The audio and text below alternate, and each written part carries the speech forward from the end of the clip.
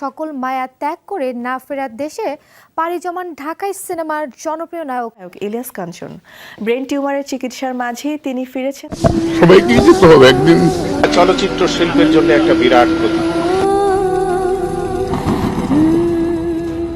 সবাইকে কাঁদিয়ে না ফেরার দেশে চলে গেলেন কিংবদন্তি অভিনেতা ইলিয়াস কাঞ্চন। সর্বস্তরের মানুষের শ্রদ্ধায় বিদায় নিলেন চিত্রনায়ক।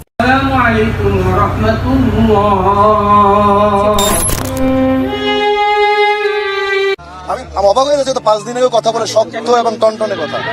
এবং আল্লাহর কাছে বলবো তার গুনাহ মাফ করে দিয়ে তাকে জান্নাতবাসী করুক, এবং বাংলাদেশের প্রতিটি মানুষকে অনুরোধ করব।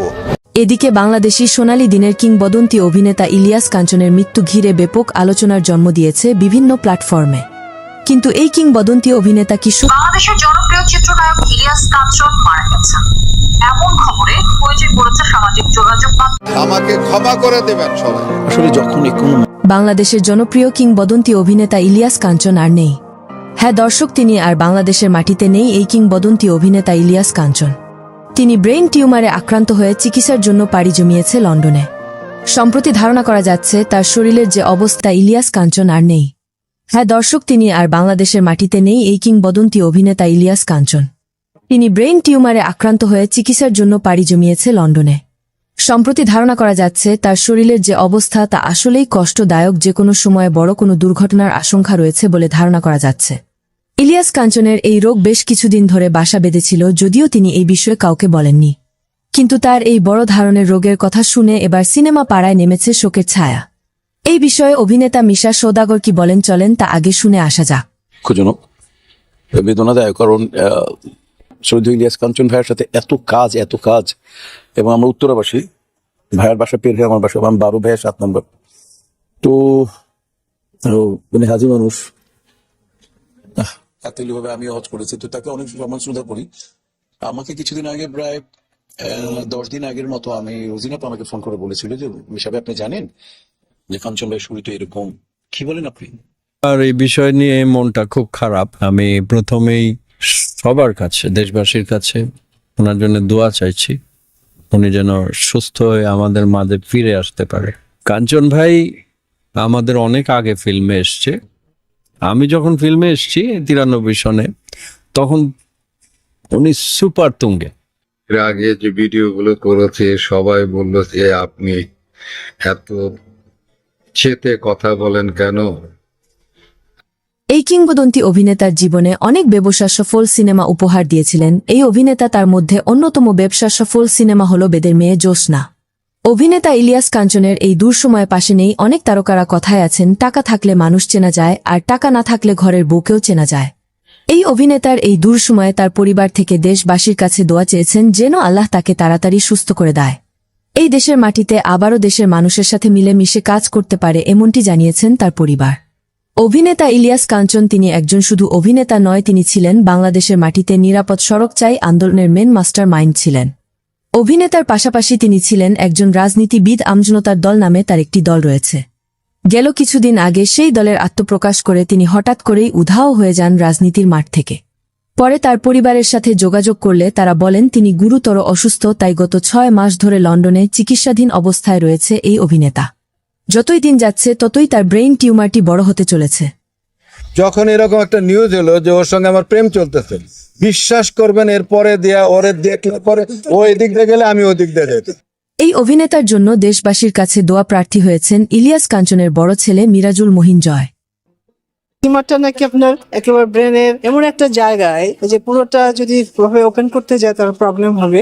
সুপ্রিয় দর্শক, বাংলা চলচ্চিত্রের সোনালী যুগের অন্যতম সেরা নায়ক এবং বাস্তব জীবনের নিরাপদ সড়ক চাই আন্দোলনের পথ প্রদর্শক ইলিয়াস কাঞ্চন গুরুতর অসুস্থ হয়ে চিকিৎসাধীন রয়েছেন। 3 দশকেরও বেশি সময় ধরে রূপালী পর্দায় কোটি মানুষের হৃদয় জয় করা এই কালোজয়ী অভিনেতার অসুস্থতার খবর ঢাকাই চলচ্চিত্র অঙ্গন সহ পুরো দেশকে গভীরভাবে ব্যথিত করেছে। এদিকে ইলিয়াস কাঞ্চনের অসুস্থতা নিয়ে একই বললেন অভিনেত্রী শাবানা। বন্ধুরা, পুরো খবরটি বিস্তারিত জানতে ভিডিওটি না টেনে শেষ পর্যন্ত দেখতে থাকুন। আর আপনি যদি আমাদের চ্যানেলে নতুন হয়ে থাকেন তাহলে এখনই ভিডিওটিতে একটি লাইক দিন এবং চ্যানেলটি সাবস্ক্রাইব করুন, কেননা দেশ বিদেশের সব খবর এখানেই রয়েছে। ঢালিউডের ইতিহাসে ইলিয়াস কাঞ্চন কেবল একজন সফল চিত্রনায়ক নন, তিনি মানবিকতা ও সমাজসেবার এক উজ্জ্বল প্রতীক। একের পর এক ব্যবসা সফল চলচ্চিত্র উপহার দিয়ে তিনি যেমন দর্শকদের মন জয় করেছিলেন, তেমনি জীবনের এক গভীর ব্যক্তিগত শোককে শক্তিতে রূপান্তর করে গড়ে তুলেছেন সামাজিক আন্দোলন। নিজের ক্যারিয়ার ও জীবনকে তিনি বিলিয়ে দিয়েছেন সড়ক দুর্ঘটনা রোধে জনসচেতনতা তৈরির কাজে।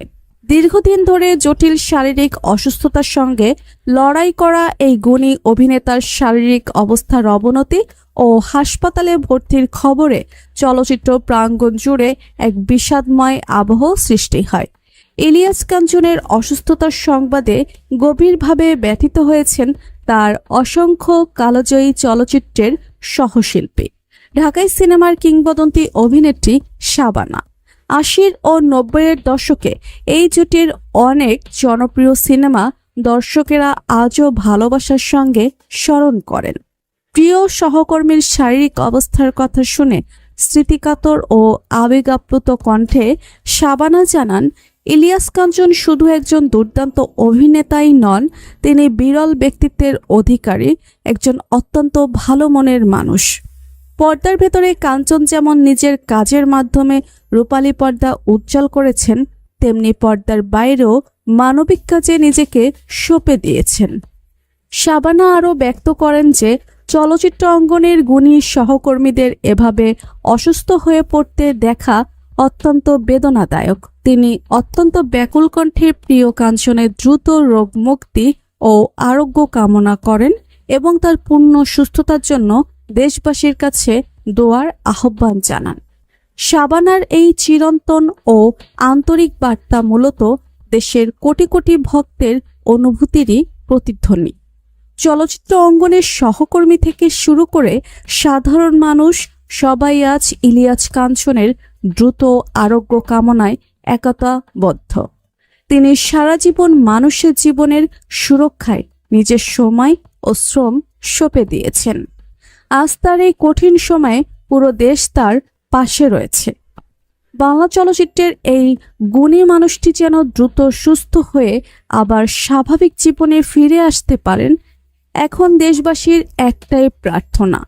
তো প্রিয় ভিউয়ার্স, অভিনেতা ইলিয়াস কাঞ্চনের কোন সিনেমাটি আপনার বেশি পছন্দের লিখে জানিয়ে দিন আমাদের কমেন্ট বক্সে।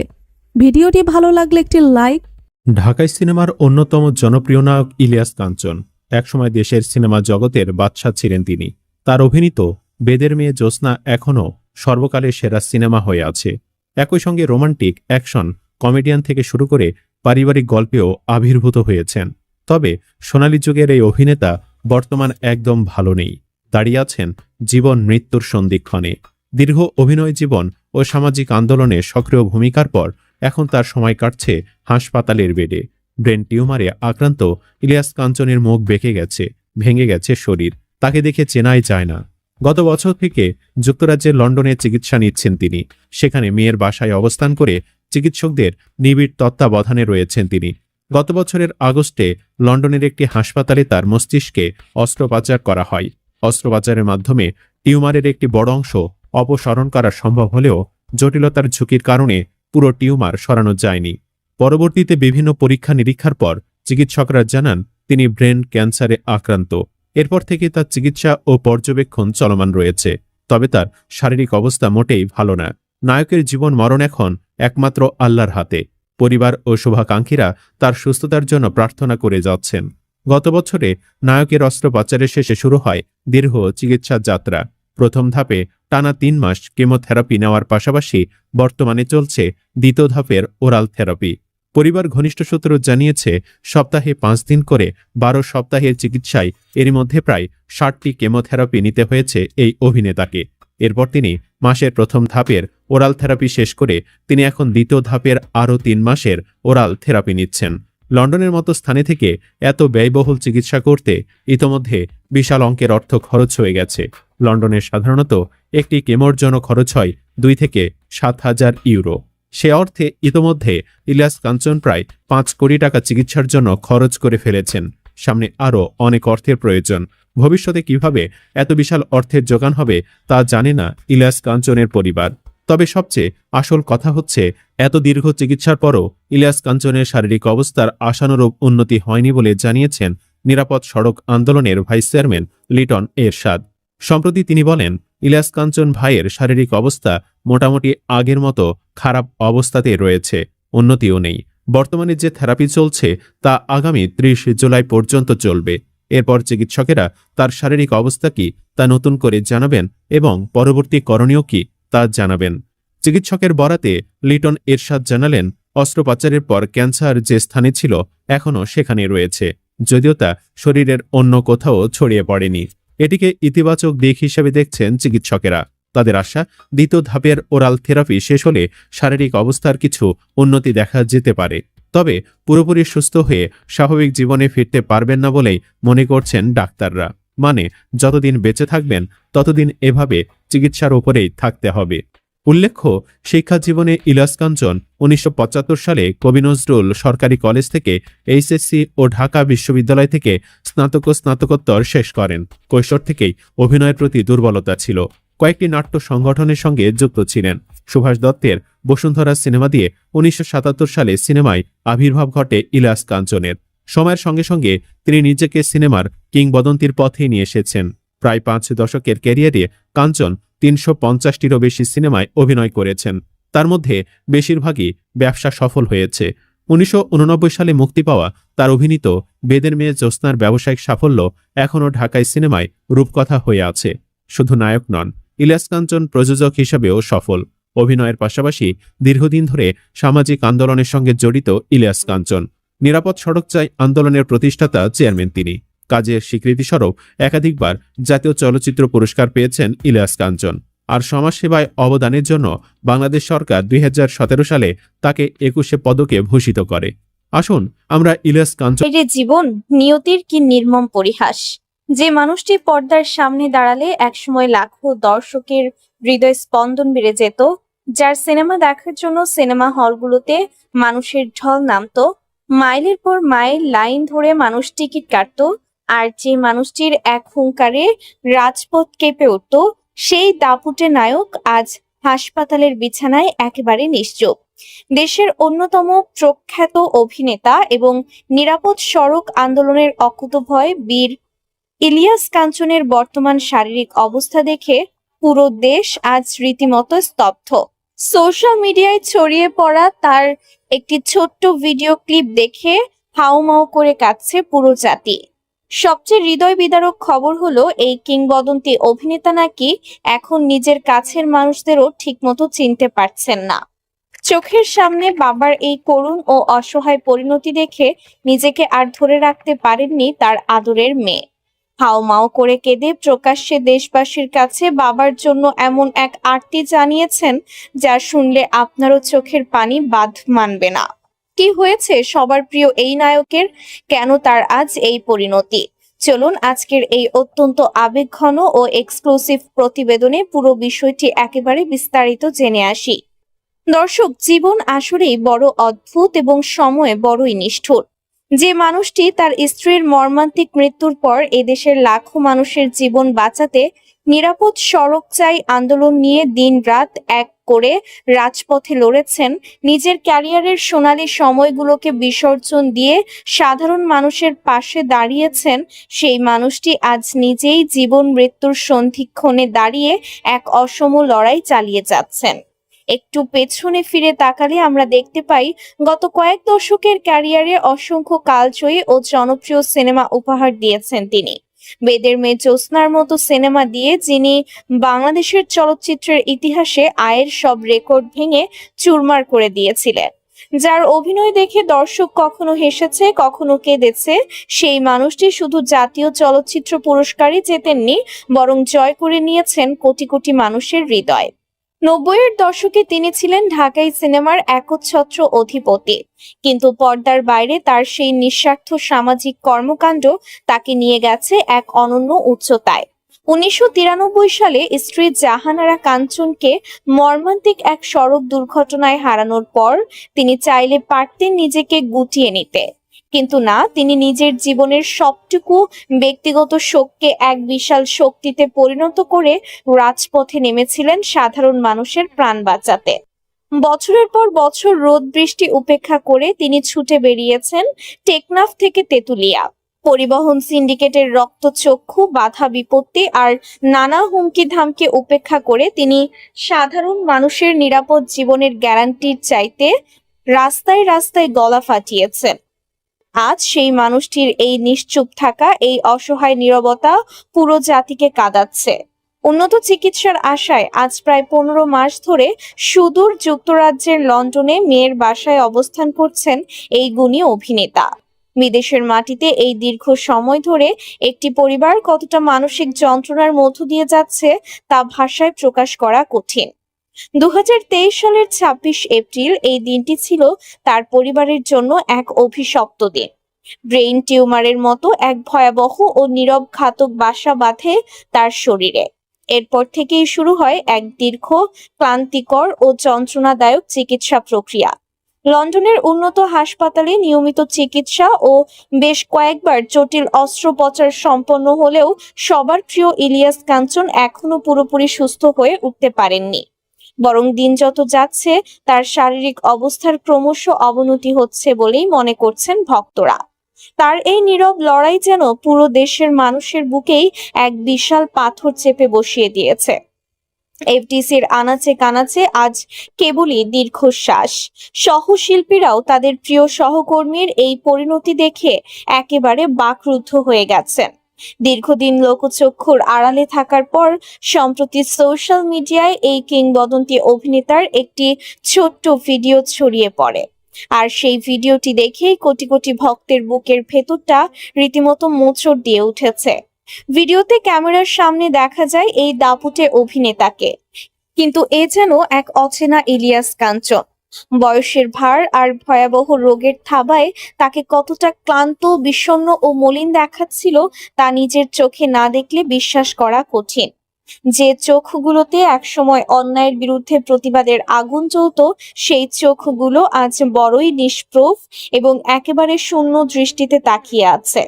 সবচেয়ে মর্মান্তিক দৃশ্যটি হলো সে সময় তার পাশে থাকা স্বজনেরা কথা বললেও ইলিয়াস কাঞ্চনকে একটি শব্দ উচ্চারণ করতে দেখা যায়নি, যেন তার মুখের ভাষা চিরতরে হারিয়ে গেছে।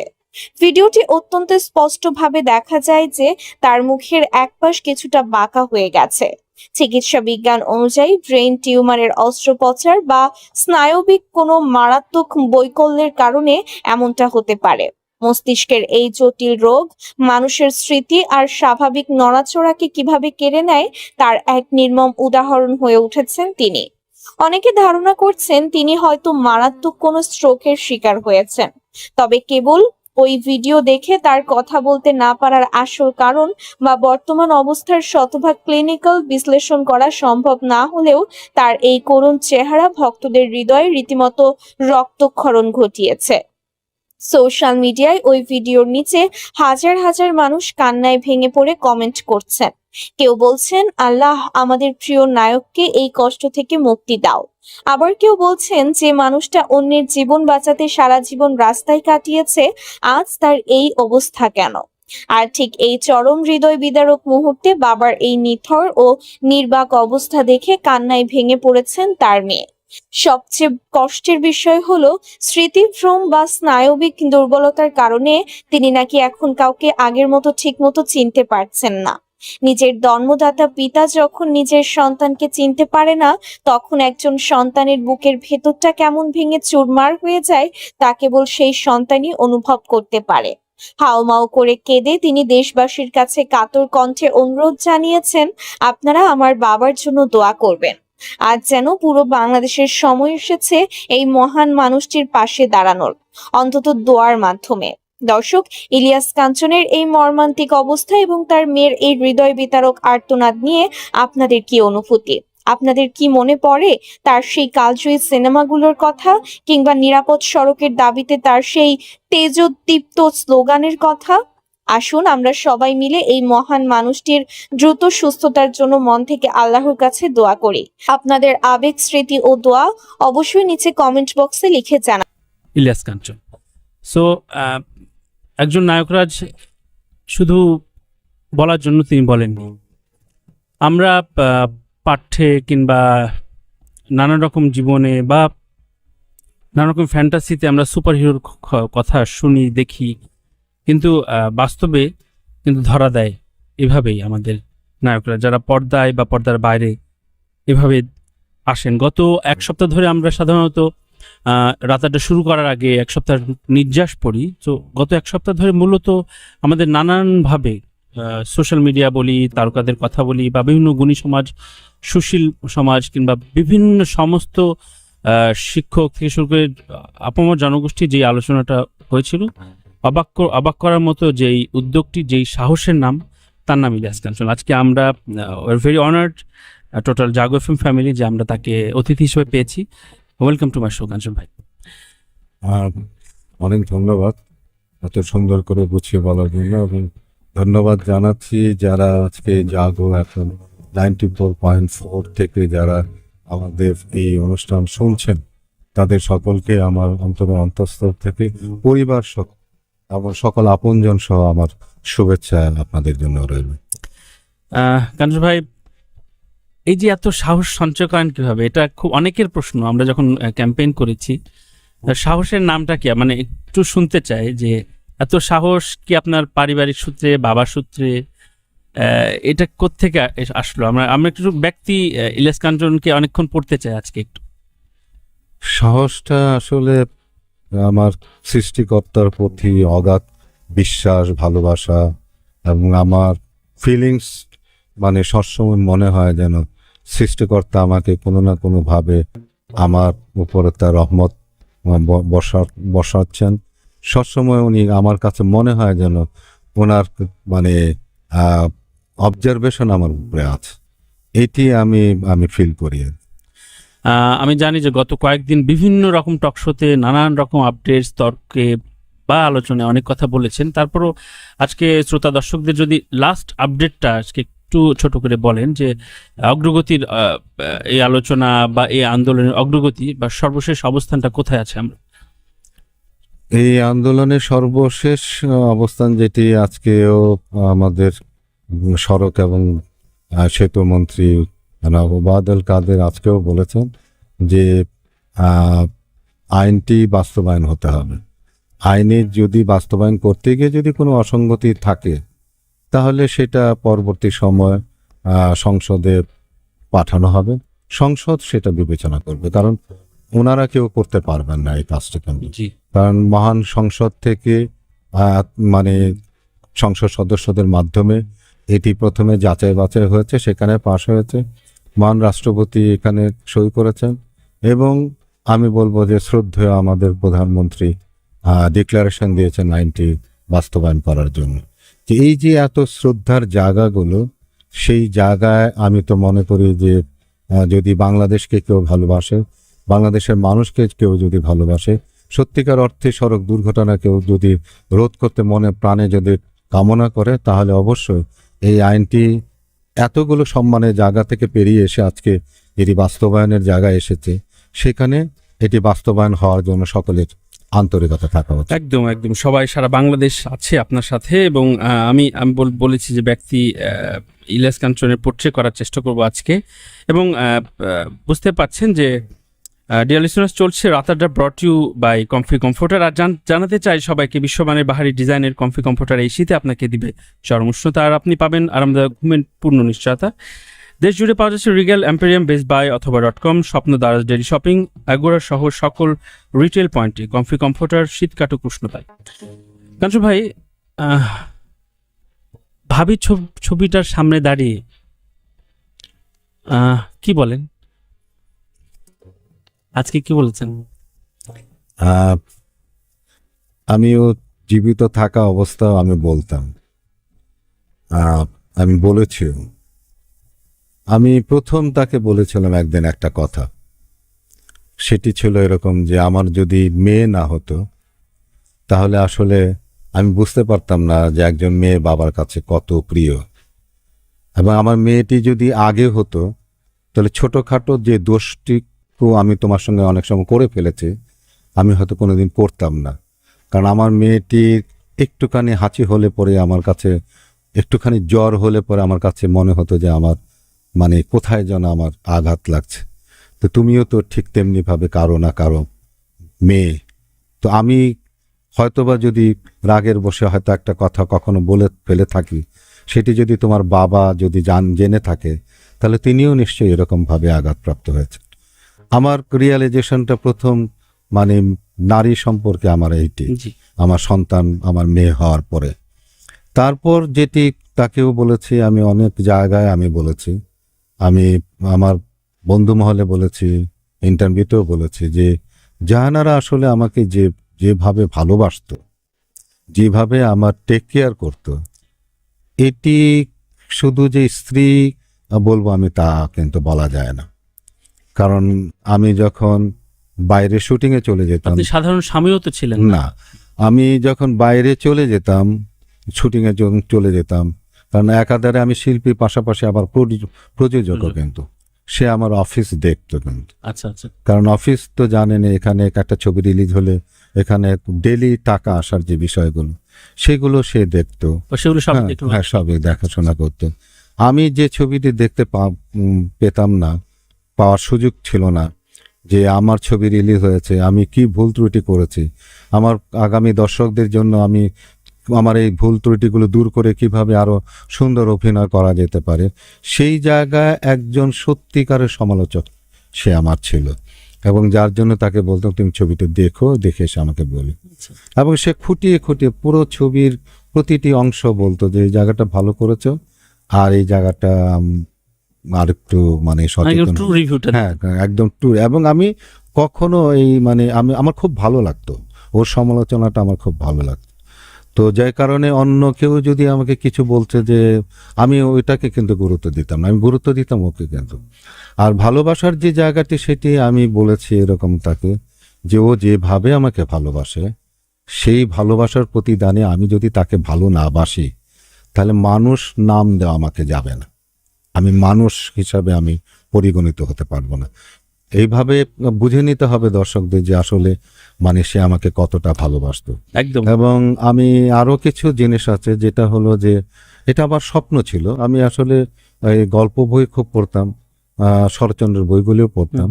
তো আসলে প্রত্যেক মানুষ কিন্তু জীবন একটা কল্পনা করে তার জীবন সাথীকে, কিন্তু সেই কল্পনার আমার বাস্তব রূপ ছিল সে। কিন্তু আমি ভাবতাম যে আমি প্রেম ছাড়া আমি বিয়ে করব না।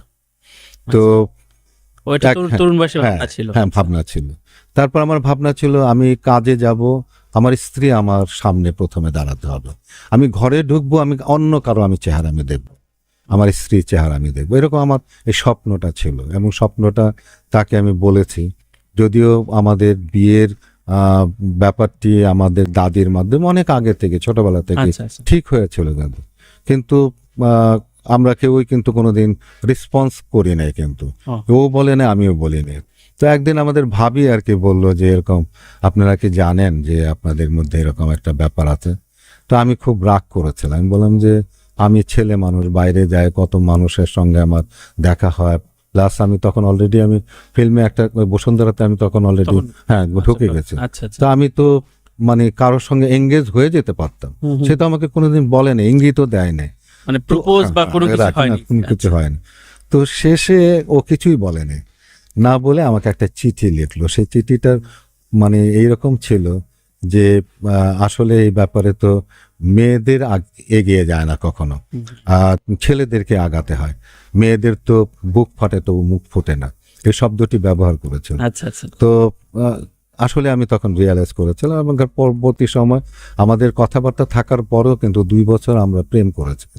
কারণ ওই যে আমি বললাম যে গল্প পড়তাম প্রেমের, এবং ওর একটা স্বপ্ন ছিল, 2টো স্বপ্ন ছিল, সেই স্বপ্ন আমি পূরণ করতে পারিনি। কারণ হলো গিয়ে যে তখন আমি হিরো হয়ে গেছি, আমি চলচ্চিত্র আমার তখন অলরেডি রিলিজ হয়ে গেছে। একটা ছিল যে আমি বাইক চালাবো, সে আমার পিছনে ধরে বসবে, এই আশা আমি কোনোদিন পূরণ করতে পারিনি। আরেকটি ছিল যে পার্কের মধ্যে আমি মানে বসে থাকবো, সেও বসে থাকবে, পিঠে হেলান দিয়ে বাদাম খাবে। সিনেমাটিক।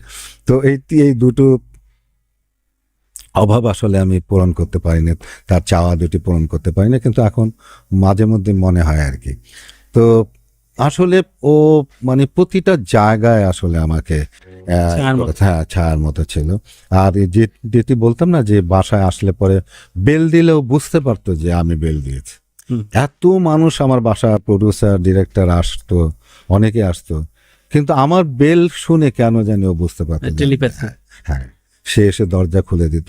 একদিনের একটা ঘটনা, যেটা মানে ও দরজা খুলে দেয়নি, তো আমি ঢুকে আমি খুব মানে চেঁচামেচি করছে, আমি আর বাসায় আসবো না, এসে কি লাভ আবার। যার জন্য আসি তাকে যদি আমি সামনে না দেখি, তো হঠাৎ দেখি যে আমি যেতে যেতে খুঁজছি যে কোথায় আছে, তো দেখলাম যে পাকঘরে বসে সে একটা বড় মাছ মানে আমার জন্য মশলা লাগাচ্ছে, হাতে মশলা ছিল বলে সে দরজাটা এমন হাসছিল, মিটি হাসছিল, যে বুঝতে পারছে যে আমার এই ধরনের রাগটা বটে রাগ বুঝতে পারছে আর কি। এমনিতে একটু খামতে দিতে ইচ্ছে করছে কাঞ্চন ভাই, অনেকের মাধ্যমে আমরা শুনেছি বা অনেকে লিখেছেও যে এখন স্বামী স্ত্রী বা প্রেমিক প্রেমিকের ঝগড়া লাগলে অনেকে কিন্তু বলে ইলিয়াস কাঞ্চনের মতো ভালোবাসতে পারবা না। তো এই যে একটা প্রেমের একটা কিন্তু সূচকে পরিণত হয়েছে, এটা একতরফা কিন্তু হয় না, তার যে অবদান সেটাও বুঝতে হবে। আপনি তো ফিল্মের সাংবাদিক, আপনি জানেন যে আমাদের কিন্তু অনেক সময় কিছু মানুষ আছে মজা করে অনেক কথা নিয়ে, এবং সেই মজাটা যে সংসারের জন্য ক্ষতিকর হয় সেটাও কিন্তু অনেক সময় বুঝতে পারেন না আগে। তো এরকম অনেক ঝগড়াঝাটি এই কারণের জন্য হয়ে যায় যে আমরা যারা নায়ক, আমরা নায়িকা, অনেক সময় কিন্তু কেউ বলে আপনি জানেন এখন আপনার স্বামী কোথায় আছে, কি করছে। হ্যাঁ, তো এরকম অনেক দিনই কিন্তু অনেকেই কিন্তু বলেছে, কিন্তু ওর কথা যদি শোনেন, জবাব যদি শোনেন, তাহলে আপনি অবাক হন। সে বলেছিল যে দেখেন আমার স্বামীটা এখন কাজে বেরিয়েছে, মানুষ যেরকম গরুটাকে ছেড়ে দেয়, বিভিন্ন জায়গায় ঘাস খায়, তারপরে সে ঘরে ফিরে আসে, আমার স্বামীটা যদি আমার ঘরে ফিরে আসে তাহলে আমার জন্য যথেষ্ট। এই যে মানে নিশ্চিন্তে ভাবে আমাকে কাজ করতে দেওয়া, আমাকে মানে টর্চার না করে, এটা তো এক ধরনের টর্চার। বাসায় ফিরলাম, হ্যাঁ শুনলাম তুমি অমুক জায়গায় গিয়েছো, অমুকের সঙ্গে এই করেছো সেই করেছো, আপনি কিন্তু পরের দিন কিন্তু কাজ করতে পারবেন। হ্যাঁ, আপনার কিন্তু রাইট সেই কমফোর্ট জোনটা কিন্তু সে আমাকে মানে সবসময়, এবং আমি পরে শুনেছি এবং যারা করেছে তারাও কিন্তু আমাকে বলেছে যে ভাবিকে পারলাম না আসলে খেপাইতে, সে এরকম জবাব দিয়েছে। 93 পরে, ঘটনাটার পরে আপনি কতদিন ড্রাইভ করতে পারেননি? 93 পরে আমি আসলে অনেক দিন আমি ড্রাইভ করতে পারিনি। আর ছেলেটার যেটা হয়েছিল আর কি, তার একটা মানে অভ্যাস হয়ে গেছিল, যখনই ট্রাক দেখতো তখনই বলতো আব্বু ওই গাড়িটাকে মেরে দাও, আব্বু ওই গাড়িকে মারো, ধাক্কা দাও, আব্বু ওকে ধাক্কা, হ্যাঁ বলতো আর কি। কাঞ্চন ভাই প্রথম ও ছিল গাড়িতে ছিল, মানে সেই ঘটনা অনেক জায়গায় অনেকভাবে বলেছেন আপনি।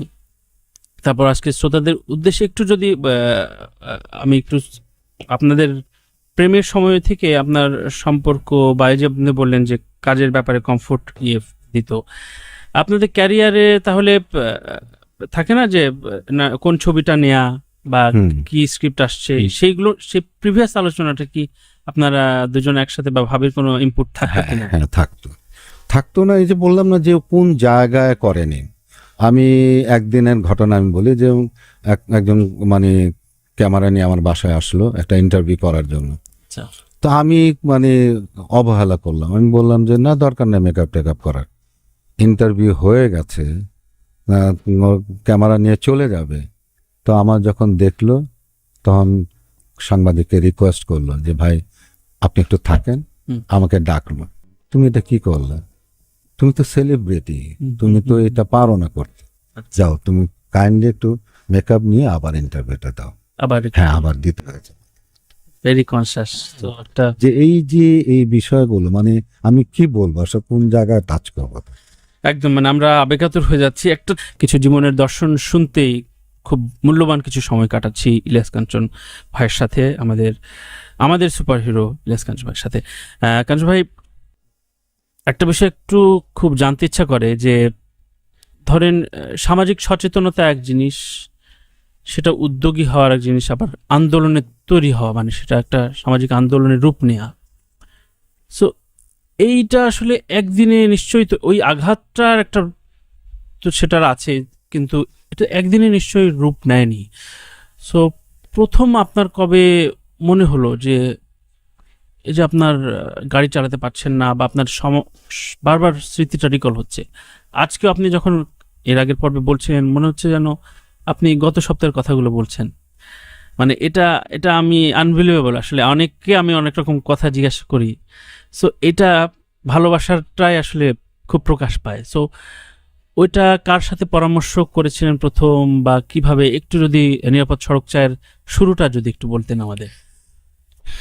নিরাপদ সড়ক চাই যখন ও মারা গেল, মারা যাওয়ার সময় অনেকে আসলো আমাকে সান্ত্বনা দেওয়ার জন্য, এবং মন্ত্রী মিনিস্টার থেকে শুরু করে সাংবাদিক, সুশীল সমাজের লোকেরা আসলো আমাকে সান্ত্বনা দিতে। তো সেই সময় আমি একটা ডিসিশন নিয়েছিলাম। ডিসিশনটা নিয়েছিলাম এরকম যে জাহানারা নেই, কিন্তু তার দুটি সন্তান আছে ছোট ছোট, তাদেরকে অন্তত মা এবং বাবার স্নেহ দিয়ে তাদেরকে মানুষ করতে হবে। তো সেটা যদি করতে চাই আমি, তাহলে আমি যে 18 ঘন্টা ব্যস্ত থাকি, ওই ব্যস্ততার মধ্যে তো আমি ওদেরকে মানুষ করতে পারবো না। তা আমি ডিসিশন নিয়েছিলাম যে আমি চলচ্চিত্র থেকে বিদায় নেব, কারণ আমি সন্তানদের নিয়ে যে ওই যখন নেই আর মানে আর কি করবো। কিন্তু এত সুপারস্টার একটা পজিশন থেকে এই মোহটা ত্যাগ করাটা মানে এটা একটা ডিসিশন আমি নিয়েছিলাম। তো সেই সময় একজন সাংবাদিক সে মানে এটি শুনলো, এসে শোনার পর তারপরে উনি আমার সঙ্গে কথা বলছিলেন। উনি বলছিলেন যে এরকম ভাবে ইলিয়াস ভাই, শুনলাম আপনি চলচ্চিত্র থেকে বিদায় নিচ্ছেন, আপনার জীবন, আপনার ক্যারিয়ার, আপনি এটা করতে পারেন, কিন্তু আজকে যে আপনার বাসায় আমরা এসেছি, অনেকেই দেখলাম আপনাকে সান্ত্বনা দিতে এসেছে। আজকেও কিন্তু সড়ক দুর্ঘটনা অনেকে মারা গেছে, কিন্তু সেখানে কিন্তু কেউ যায় নাই, কিন্তু আপনার কাছে এসেছে। তা আপনার কাছে এসেছি, কেন এসেছে? আমি কোনো কথা বলছিলাম না। উনি প্রশ্ন করে উনি আবার জবাব দিতেন যে আপনার কাছে এসেছে, আপনি কিন্তু ইলিয়াস কাঞ্চন, সেই জন্য এসেছে। কিন্তু আপনি কি জানেন যে আপনি ইলিয়াস কাঞ্চন কিভাবে হয়েছেন? এই দেশের অগণিত মানুষ, কোটি কোটি ভক্ত আপনার, তারা আপনার ছবি দেখেছে, আপনাকে ভালোবেসেছে। আপনি যখন কেঁদেছেন চলচ্চিত্রে, তারা কিন্তু চোখের পানি ফেলেছে। আপনি যখন ভিলেনকে মেরেছেন, তখন তারা তালি দিয়েছে। তো সেই মানুষগুলোকে আপনি ছেড়ে দিয়ে চলে যেতে চাচ্ছেন, আপনি এতটা স্বার্থপর হবেন? মোহে আটকানোর চেষ্টা করছেন, এতটা স্বার্থপর হবেন? আপনি আপনার স্ত্রীকে ভালোবাসেন, আপনি এদেরকে ভালোবাসেন না?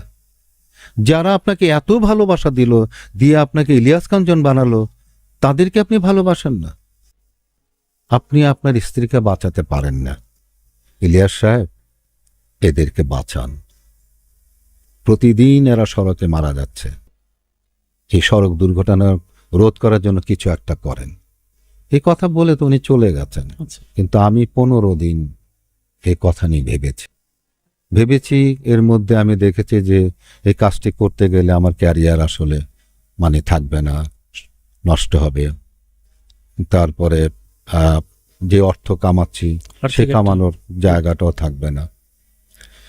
কিন্তু আমি ডিসিশন নিলাম, আমি ডিসিশন নিলাম যে আমি কাজটি করব।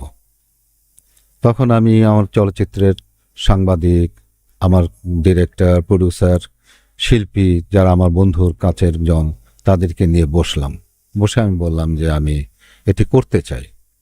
সড়ক দুর্ঘটনা রোধ করার জন্য, সামাজিক সচেতনতা গড়ে তোলার জন্য একটা আন্দোলন করতে চাই। অনেকে আমাকে বলল যে করেন, খুব ভালো। আবার অনেকে বলল যে হিরো, আপনি কিন্তু সুপারস্টার। আকাশের তারা যেরকম মানুষ ধরতে পারে না, নিচের থেকে মাটির মানুষ নিচ থেকে আকাশের দিকে তাকিয়ে দেখে, আপনাদেরও কিন্তু একই রকমের পর্দার দিকে তাকিয়ে দেখে। আপনাদের যদি ধরতে পারে, ছুঁইতে পারে, তাহলে কিন্তু আর আপনি ওই তারকা কিন্তু থাকবেন না। আমি সেদিন একটা জবাব দিয়েছিলাম যে যাদের ভালোবাসায় আমি হিরো, আমি তারকা, তাদের উপকার করতে যে যদি আমার হিরো থেকে জিরো হয়ে যেতে হয় আমি করব। আমি একদম বলেছিলাম এই কথা। এবং এটি বলে তারপরে আমরা 29শে নভেম্বর আমরা একটা প্রেস কনফারেন্স করলাম। সেই প্রেস কনফারেন্সে আজকে নেই আমাদের আলমগীর কুমকুম ভাই ছিলেন, আমজাদ হোসেন ছিলেন, আজাচও ছিলেন, আজাচও মানে তার সাথে কাজ ছিলেন, আরো অনেকেই ছিলেন কিন্তু সেই প্রেস কনফারেন্স।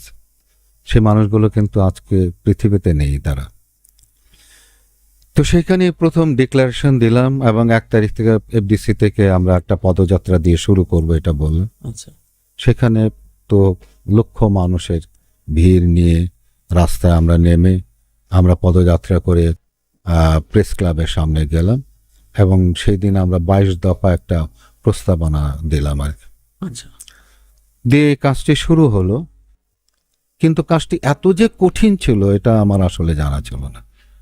সেটি হলো যে মানুষ দুর্ঘটনার রোধ করা যায়, দুর্ঘটনা এটাকে মানে কমানো যায়, এই বিশ্বাসটুকুই ছিল না মানুষ চালক, সাধারণ মানুষ, নেতা বলে যে এটা তো ভাগ্যের ব্যাপার। ওনার কি মাথা খারাপ হয়ে গেছে নাকি? উনি আল্লাহর বিরুদ্ধে যুদ্ধ শুরু করে দিলেন। হ্যাঁ, এরকম পর্যন্ত এরকম কথা বলেছে যে আল্লাহর বিরুদ্ধে যুদ্ধ, আল্লাহর মাল আল্লাহ নিয়ে যাচ্ছে, এটা কে ধরে রাখতে পারবে? এইরকম কথা আমাকে বলেছে। আবার কোথাও কোথাও থেকে রাজনীতিবিদরা আবার বলা শুরু করলেন, একটু তেরা করে তাকানো শুরু করলেন যে উনি কি আবার নতুন দল করছেন কিনা। যেটা স্বাভাবিক ভাবনার কথা।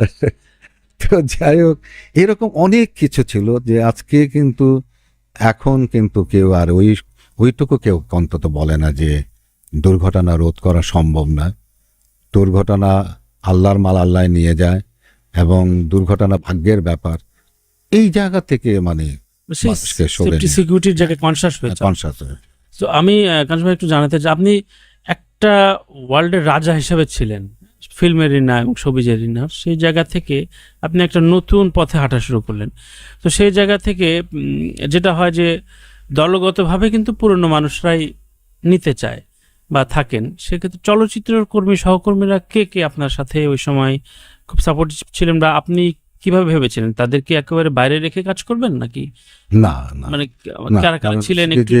কারণ আমার দীর্ঘ সময়, ওই সময়টা মানে আমার চলচ্চিত্র ছাড়া তো আমার মানে কেউ ছিল না। সত্যি কথা বলতে যে আমি ইউনিভার্সিটিতে পড়তে কিন্তু আমি চলচ্চিত্রে আসছি, তো কাজে আমার বাইরের জগৎটা গড়ে ওঠে না। আমার কর্মস্থল, আমার বন্ধু বান্ধব সব এই চলচ্চিত্রকে ঘিরে হয়েছে। আমার আপনজন, আমার সাংবাদিক ভাইয়েরা, আমার ডিরেক্টর, প্রডিউসাররা, এরাই কিন্তু শিল্পীরাই কিন্তু আমার আপনজন। যার জন্য আমি দেখেছি যে আগে স্কুলের যে সমস্ত বন্ধু বান্ধবরা ছিল তারা কিন্তু আসলে মানে তাদেরকে সময় দেওয়া যেত না আর কি। ওই যে বললাম না যে 18 ঘন্টা আমাকে কাজ করতো, তো যেহেতু কাজ করতে হতো 18 ঘন্টাই তো এদের সঙ্গে আমাকে সময় কাটাতে হয়েছে। তো এরা কিন্তু আমার সঙ্গে ছিল। বিশেষ করে আমি বলবো চলচ্চিত্রে এখন তো আসলে চলচ্চিত্রের সাংবাদিকরা এতটাই বেশি ইনভলভ ছিল যে সেটা মানে বলার মতন। যেমন আমাদের আওলাদ নাই, আমাদের শরীফুল আজম, তারপরে কিবরিয়া ভাই, তারপরে ইমরুল সাহেব তো আছে, তারপরে সাংবাদিকদের মধ্যে লিটন এরশাদ, তারপরে শামীম আলম দীপেন, সে তো রীতিমতো সংগঠনের দীর্ঘদিন ধরে শামীম আলম দীপেন তো সেক্রেটারি হিসাবে ছিল, এখন ভাইস চেয়ারম্যান হিসাবে আছে। তো এরকম অসংখ্য মানে যারা তারা এখনো কিন্তু আছে। এবং আমি কয়েকদিন আগে আমি একটা কথা বলেছি যে আমি তো আমার জাহানারাকে ভালোবেসে তাকে হারিয়ে আন্দোলন করেছে, কিন্তু যারা এই 26 বছর ধরে এখনো পর্যন্ত আমার পিছনে আছে তারা তো আমার চেয়ে বড়, আমার চেয়ে বড়। কিন্তু কারণ তারা আমাকে ভালোবেসেই, শুধু কিন্তু আমাকে ভালোবেসে আমার সহযোগী হয়ে সড়ককে নিরাপদ করার জন্য দায়িত্ব কাঁধে নিয়েছে এবং ছাড়েনি কিন্তু।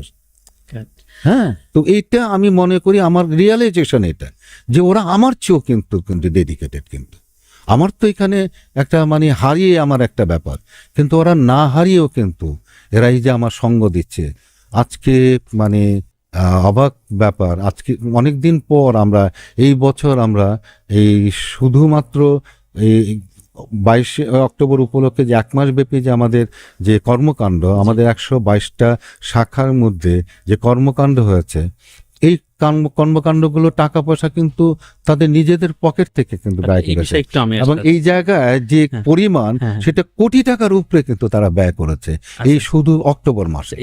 এই জায়গায় একটু আসতে, কারণ আমরা তো খুব শ্যাডো বা নানা রকম শ্যাডো সাইডটা খোঁজার চেষ্টা করি, বাঙালি মাত্র এই ধরনের সমালোচনার প্রবণ।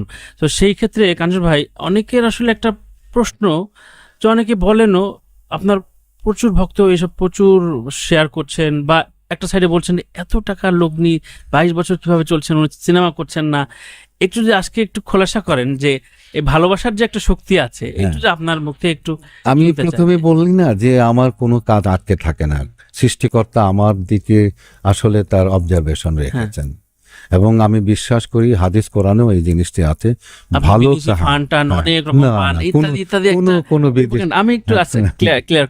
কোনো বিদেশি ফান্ড টান আমাদের নাই, কারণ হলো যে আমরা এনজিওই করিনি।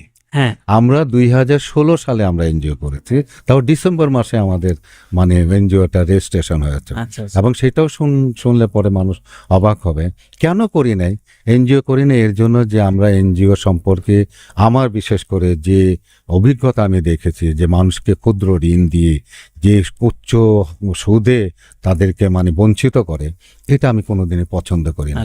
কারণ হলো যে আমি যে মানুষগুলোর জন্য আমি কাজ করব তাদেরকে বঞ্চিত করব, এটা তো কখনো হতেই পারে না। যার জন্য এনজিওর দিকে আমি পা বাড়াইনি।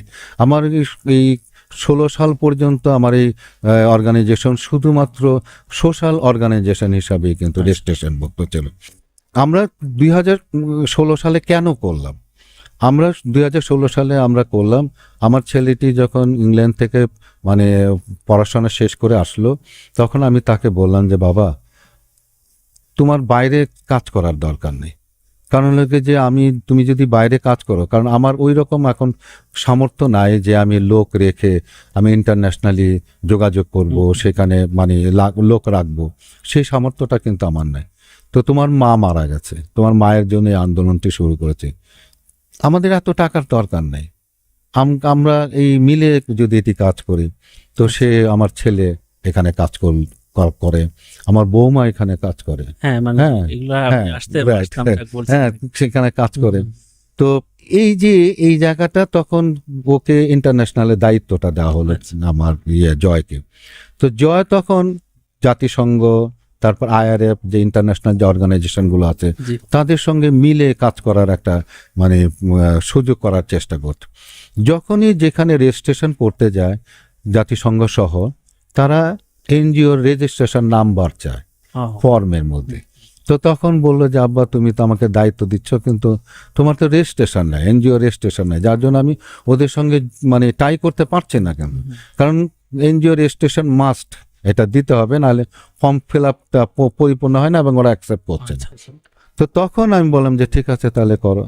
এবং সবচেয়ে মানে আনন্দের বিষয়টি বলবো যে বাংলাদেশ সম্পর্কে অনেক কথা, অনেক ঘুষের কথা বলে, অমুকের কথা বলে, তমুকের কথা বলে। আমি বোধহয় খুব সম্ভবত অক্টোবর মাসের শেষে আমি একটা আবেদন করলাম, এবং সেই জায়গায় মানে ডিসেম্বর মাসে আমাকে, তখন কিন্তু এনজিও বন্ধই, কিন্তু কাউকে কিন্তু রেজিস্ট্রেশন দিচ্ছে না কেন, সেই জায়গায় মানে তারা এই ইলিয়াস কাঞ্চনের অর্গানাইজেশন মানে এনজিওর জন্য এসেছে। এনজিও ব্যুরো আমাকে যে হেল্প করেছে, আমাকে SB থেকে যে হেল্প করেছে, আমাকে আপনার মানে আমি একদিন শুধু SB-তে গিয়েছিলাম, তো ডিরেক্টর সাহেব, না CID-তে আমি গেছিলাম, তো ডিরেক্টর সাহেব আমাকে দেখে বলে, ভাই আপনি, আমি বললাম যে আপনার এখানে ফাইল পড়েছে। সঙ্গে সঙ্গে লোক ডাকালো, বললো যে ভাইয়ের বলে এখানে ফাইল পড়ে আছে, কি ঘটনা কি? তো বললো যে এরকম নিয়ম হলো যে এরকম ব্লাড রিলেশনের মানে কেউ এরকম যদি থাকে তাহলে মানে আমাদের একটু করতে হয়। বলে এটা একটা কথা বললা তোমরা? আচ্ছা। তোমরা দেখছো যে মানুষটি আমাদের জন্য কি করছে, তাকে আজকে এখানে আসতে হলো এইটুকুর জন্য? তুমি এখনই ফাইল নিয়ে আসো। আমার সামনে উনি সই করে দিল। এই যে এতটা সাহায্য সহযোগিতা আমি মানে কল্পনাই করতে পারি না। টাকায় মাপা যায় না। টাকায় মাপা যায় না। একদমই কার্য ভাই। এবং এনএসআই এর যে যিনি ডিরেক্টর, একজন ডিরেক্টর ছিলেন, তিনি আপনার গিয়ে নিজে যে অন্য একটা মানে অর্গানাইজেশনে সেই জায়গার একটা চিঠি দরকার ছিল, চেয়ারম্যানের চিঠি দরকার ছিল, উনি নিজে ওইখানে অ্যাপয়েন্টমেন্ট নিয়েছেন, আমাকে বলে ইলিয়াস ভাই আপনি আসেন, আপনাকে আমি নিয়ে যাব সঙ্গে করে। আমি তো অবাক হয়ে গেলাম যে এইরকমও মানুষ বাংলাদেশে আছে, মানে ভালো মানুষও আছে এরকম। ভালোবাসাটা আসলে অমূল্য। এইটা অসম্ভব ভাবে এই হলো গিয়ে আমার এনজিওর ইতিহাস, যে 16 ডিসেম্বর আমাদের এনজিও হয়েছে। কিন্তু আমরা এনজিওর জন্য কিন্তু খুব ছোটাছুটি করি না এর জন্য যে আমাদের প্রাইম মিনিস্টারও একটা কথা বলেছে, আমাদের পদ্মা সেতুও কিন্তু একটা কিন্তু উদাহরণ। কিন্তু আমরা আমাদের নিজেদের এফোর্ট দিয়ে চলা, হ্যাঁ আমরা নিজেদের এফোর্ট দিয়ে আমরা চলতে চাই। বিদেশিরা যদি আমাদের এনজিওর হিসাবে আমাদেরকে টাকা দিতে পারে, আমরা কেন সেই সক্ষমতা যেন আমরা গড়ে তুলব না? আমাদের প্রায় 12,000 রেজিস্টার্ড সদস্য আছে। 12,000 রেজিস্টার্ড। এমনিতেও আছে শাখা হলো 120টা। এই শাখাগুলো প্রতি বছর যখন অনুমোদন নেয়, মানে নতুন করে আবার যখন এটার অনুমোদন নেয়, তখন এটা একটা অনুমোদন ফিস আছে এবং ওদের যে কমিটি আছে তাদের একটা ফিস আছে। এরকম ফিসগুলো মিলিয়ে আমাদের একটা বড় একটা অঙ্ক কিন্তু আমাদের আসে। প্লাস এটা আজকে আর হলো গিয়ে 12 বছর, কিন্তু 12 বছর এই অর্গানাইজেশন শুরু থেকে 12 বছর কাউকে 1 পয়সা দিতে হয় না, যেটি আমি শুধু আমার নিজের পকেটে, আমি চলচ্চিত্রে যা কাজ করেছি, আমি যা অর্জন করেছি সবের মধ্যে দিয়েছি। হ্যাঁ, দিয়ে তারপর 12 বছরের পরে দিয়ে গিয়ে আমাদের এই যে চাঁদার সিস্টেম, এই